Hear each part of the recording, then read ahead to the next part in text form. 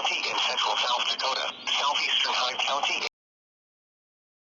in Hughes County in central South Dakota, eastern Lyman County in central South Dakota, Buffalo County in central South Dakota, until 12:45 a.m. Central Daylight Time. At 11:44 p.m. Central Daylight Time, severe thunderstorms were located along the line extending from near West Bend Red area to near Hemel, moving east at 50 miles per hour. Hazard, 2-inch hail and 70 miles per hour wind gusts. Source, radar indicated. Impact, people and animals outdoors will be injured. Expect hail damage to roofs, siding, windows, and vehicles. Expect considerable tree damage. Wind damage is also likely to mobile homes, roofs, and outbuildings.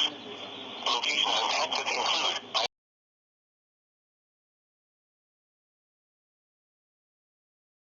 develop quickly from severe thunderstorms. If you spot a tornado, go at once into the basement or small central room in a sturdy structure.